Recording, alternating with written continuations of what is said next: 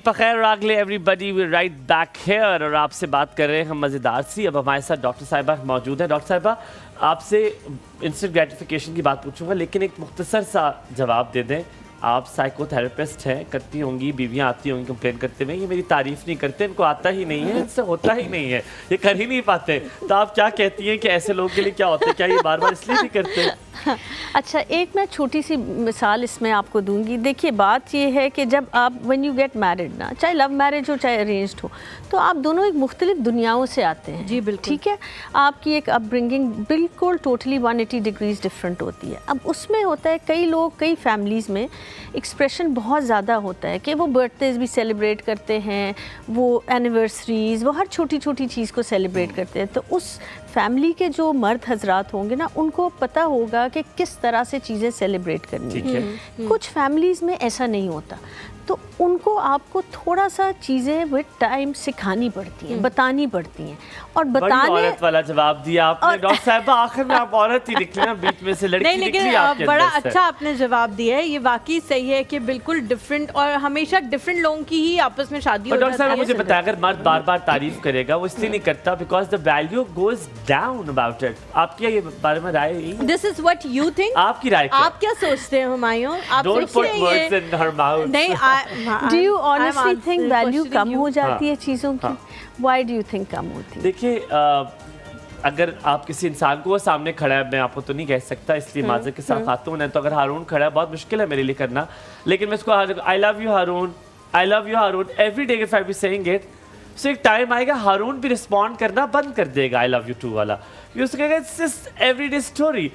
But अगर आप 6 महीने बाद करना बंद कर देगा हुमायूं, बिकॉज वो हारून है, वो हारूना होगी तो वो रिस्पॉन्ड करेगी, बिकॉज औरत की नीड एक डिफरेंट नीड होती है। अच्छा, इसकी मैं छोटी सी आपको मिसाल देती हूँ। अभी यहाँ पे मुझे बड़ी अच्छी खुशबुएं आ रही हैं आपकी बिरयानी की जो बन रही है। ठीक है, आप बिरयानी कब से खा रहे हैं?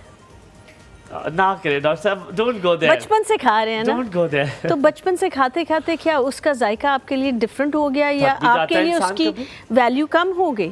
पर देखिए, बिरयानी हर अभी रोज भी नहीं मजा बनती। आता है ना? बिरयानी एक वीक के बाद बनती है। यस, हर रोज बनना बट मजा अभी भी आता है ना? खाते तो रोज है ना, खाना खाने का मजा आता है ना? लेकिन दिन में 3 दफा खाते हैं, दिन में 3 दफा खाते हैं आप। मैं नहीं खाता थी। ब्रेकफास्ट, लंच और रोजाना एक ही खाना खाता है हुमायूं, 7 days a week एक ही खाना, तो नहीं आता मजा। I think that answers your question. चले, थैंक यू। बस अब मेरे डॉक्टर साहिबा, I am so proud of you.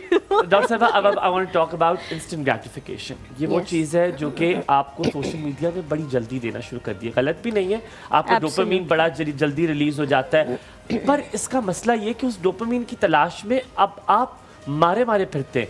आपको अब उस स्क्रॉलिंग से डोपामीन नहीं मिल रहा, अब आप कहते हैं इससे कोई और बेहतर चीज़ हो। पहले आधा घंटा होता था, 1.5 घंटा हो गया आपका रील्स पे, 2 घंटे। वो डोपामीन आपको ज़्यादा चाहिए, इसको ख़त्म करना ज़रूरी है कि नहीं? It's a need of an hour. देखिए, इंस्टेंट ग्रेटिफिकेशन जो है ना, इट्स अ वेरी डेंजर, बहुत ख़तरनाक चीज़ है।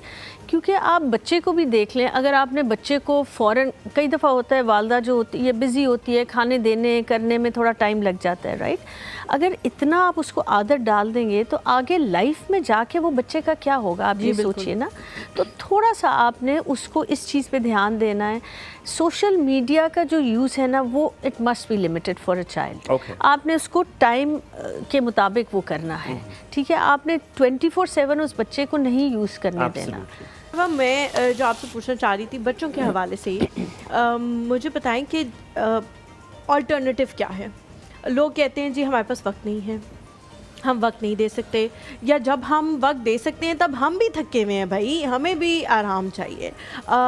लिटरली अब तो नहीं वैसे अल्हम्दुलिल्लाह, लेकिन जब खदीजा बहुत छोटी थी, मेरी जो बेटी है वो बहुत छोटी थी, आप तो उनसे मिल चुकी हैं, तो मैं लिटरली कभी कभी इतनी दूर होती थी उसको स्क्रीन दिखाने से, लेकिन फिर मुझे एक गिल्ट मुझे होता था कि यार अल्लाह मियाँ जब मुझसे पूछेंगे कि भाई मैंने आपको इतना बड़ा तोहफ़ा दिया था, आपने उसके साथ क्या किया, ज़्यादती की, तो फिर मैं क्या जवाब दूंगी? तो मैं नहीं दिखाती। लेकिन ज़रूरी नहीं है हर बंदे को ये अवेयरनेस आ जाए वक्त से पहले।